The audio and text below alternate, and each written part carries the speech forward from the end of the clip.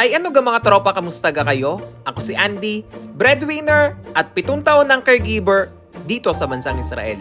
Pamilya muna, bago sarili. Ay digay aring na nga. Wala namang nagtatanong sa inyo pero sasabihin ko na. Saan nga ba kami nag-stay ng 3 days and 2 nights dito sa Boracay? Ay digay dini nga sa may Ocean Club Beach Resort na matatagpuan nyo naman sa may Station 3 at napakadali lamang mapuntahan ang tabi ng dagat dahil ito ay nasa beachfront na rin. Digay dini nga sa parating aring masisilayan ninyo ang pool area nila ay digay pagkakaganda namang pagmasdan kapag kagabi at may mga pailaw pa nga sila ay kita nyo gayan asul na asul pa nga eh. Ay digay kung napanood nyo nga yung mga nakaraang video ko, sa wari ko naman ay sulit na sulit sa swimming pool na rin ang mga bata ay tunay naman ho kayong enjoy sila sa paliligo dini.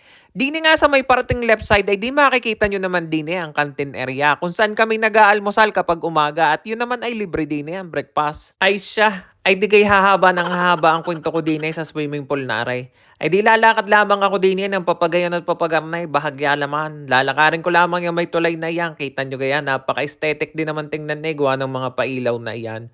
Doon nga sa may bandang dulo ay di, yun yung pinaka main entrance ng hotel at yun ang pinaka lobby area. Iikot ko lamang aray ng kaunti nang makita ninyo ang kabuuan na ring swimming pool na aray. Kita nyo gaya, ang mga pailaw na yan, di kayo nagbiblink-blink pa ng kaunti. Di kay sa pinaka-rooftop nga na ring hotel ay matatagpuan nyo naman ang isa pang swimming pool at mayroon din sila dong pinaka-bar nila kung saan po pwede naman kayong mag-inom ng kaunti. Di kay dini nga sa puntong aray di silipin nyo naman ang aming kwarto. Bali 7 rooms nga pala ang aming kinuha dini ay di pare-parehas lang naman ang hitsura ng bawat rooms. Ay di sa puntong ang aray bubuksan ko lamang ang pinto at nang masilayan nyo kung anong mayroon dini sa aming kwarto. Dini nga sa may kaliwa ay makikita ninyo yung pinaka-CR niya. At lalakat lamang ng konti at makikita nyo naman yung kama. Eh di iyan na nga ang kabuuan ng isang kwarto. Kung saan makikita nyo, mayroon na siyang TV, tapos mayroon na ding aircon, tapos mayroon na din siyang painitin ng tubig kung gusto nyo magkape. Sa may bandang dulo naman, dun sa may kortina, hahawin mo lang yun ng konti at makikita mo na ang pinaka-terrace niya.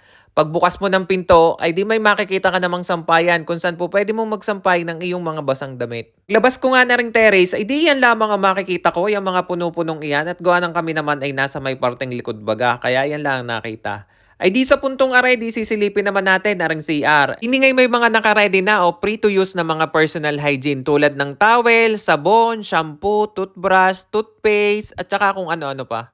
Digay aringat napindot ko parang ilaw sa salamin ay tunay na napakaangas din nga naman eh. Ay siya!